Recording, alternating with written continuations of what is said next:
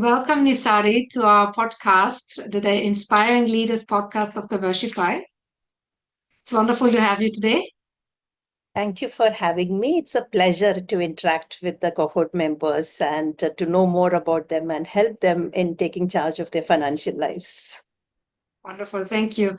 Tell us a bit about yourself and your professional background, and maybe also what was the reason you started Hermione Talks? Okay, I'm an IIM Bangalore alumnus and started my career in the banking field. Worked there about 9 years. And I always had this entrepreneurial bug in me that I wanted to do something my own. So I just decided to leave the corporate world. And again, there's another side of me who's a creative person. I used to write.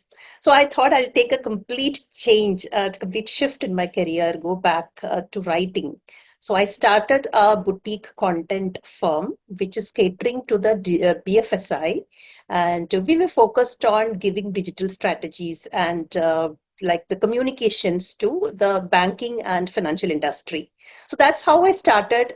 We got chance to work with many leading brands while we were working for different entities, different organizations, and churning out thousands of finance articles. This idea struck me like, why don't we have a portal of our own to disseminate knowledge about finance? Because I believe finance is a life skill, but it's never part of our curriculum. We are taught everything else, but not to manage our money. And while again I was juggling with this idea, I felt that there are a lot of platforms for women. Take the case of India, you have Financial Express, Money Control. There are a lot of platforms, majorly 90% or 95%, I would say, consumed by men. Why women are not coming forward to read about finance, to consume finance, and even to have open discussions with finance? There is a stigma attached to it, especially in India. And I would say that I have seen women platforms which are focusing on women and finance a lot in other countries also. That means it's a global issue, right? So that's where, I mean, there was no looking back after that. We wanted to do this, and that's how Her Money Talks took birth in 2018 as a platform to educate women on take charge of their finances. It's wonderful to hear, and I really agree with you. We women need to actually be willing to engage with finance, even if you're not originally encouraged to do so. We need to take charge ourselves. I very much recommend you for that. So, how was it possible for you to succeed in terms of, did you have an ecosystem that supported you?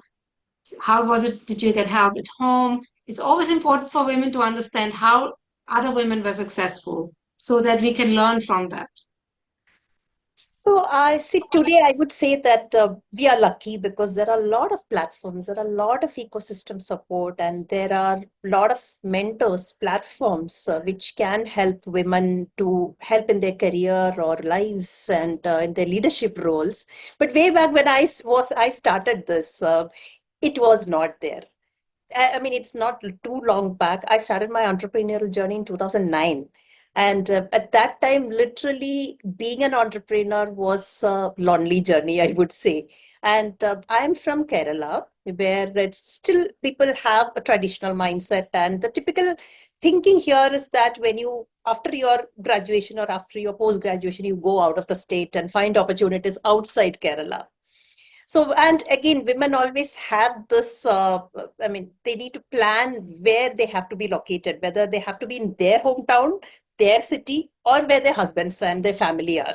So, always many women I have seen, especially well educated women, they have to take a break in their career because they have to move out to another city where their family or their husbands are working.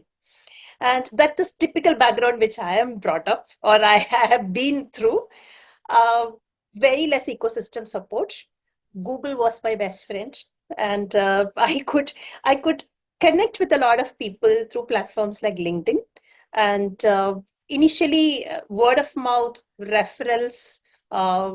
Connections that helped me a lot, and I still believe in that because those people with whom I've worked in 2009 when I started my journey, I still keep the relationships. So I would say even if there are a lot of ecosystems available for us today, the most important thing is the connections, the relationships you build out of it. Otherwise, there are mentors available. You can connect with a lot of people, but if you are not able to build that relationship, I don't think you get the value out of it. So I'm a true believer of that, and that had helped me a lot in my journey. And I could name a lot of people who have helped me, supported me, guided me in this journey. Absolutely. I mean, it's wonderful to hear. And that's also been my experience. I still have a lot of people from the early days of Diversify that are still there supporting me and advising me in how to make it even better. So that is a wonderful here journey. Um, I'm sure there were also challenges on the way.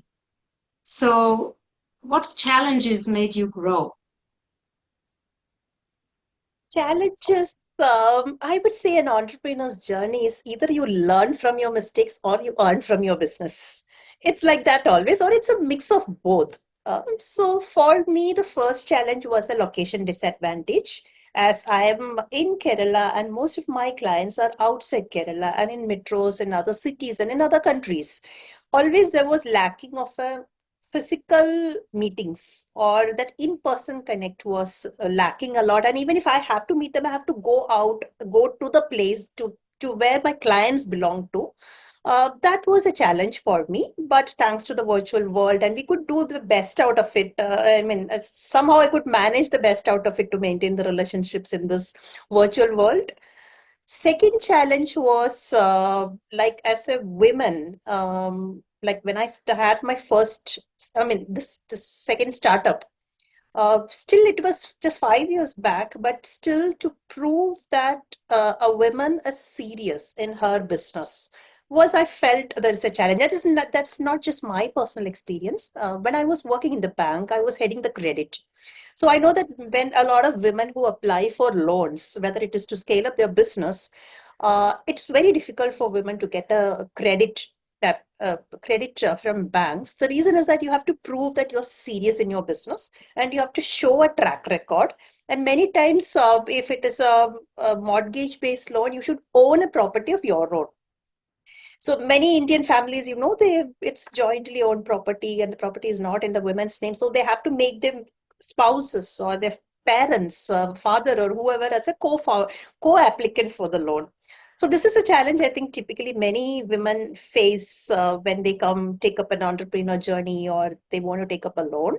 Even I haven't faced that personally, but I've seen many women going through that, and especially a domain like finance where we have to, and fintech is a I mean, densely populated domain in India, and where if we have to stand out and prove that a platform for women, and that too in finance, can be scaled up, to prove that that was a challenge for me in the initial stage. I used to get a lot of questions.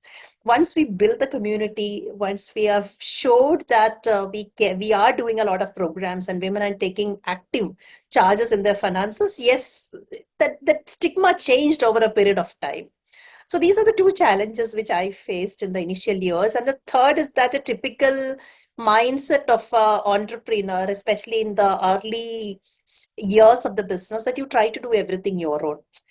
You feel that perfectionism comes, or you feel that you try to budget, especially when you come from a finance background, you try to budget everything. You try to think whether I can do it myself or I should outsource it. So taking the decision was personally a challenge for me, even though I advise a lot of startups. When it comes to my own case, that was a challenge for me to decide to let go certain things. I These are very much can relate to that so these as are an entrepreneur. learnings. Sometimes you have to let go. When I started to let go, things have become better and different. Uh, that's the way it is. Absolutely, yes. I Yeah. totally relate to it, yes.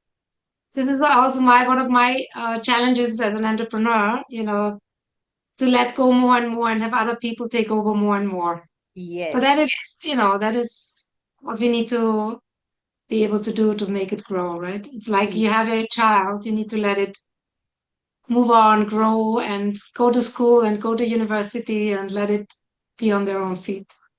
Yes. So, in the upcoming masterclass that is called Why Finance Matters, can you give us a little bit of a preview? What will you be talking about, and what would be some takeaways for the participants? I will tell that with an example. Like I've been a startup mentor in many platforms, and I would see that when it comes to a business plan presentation in front of investors or a pitch in front of investors, the female co-founder will be been giving an introduction to the business, the concept, and everything. And when it comes to numbers, I've seen that they hand over to the male co-founder.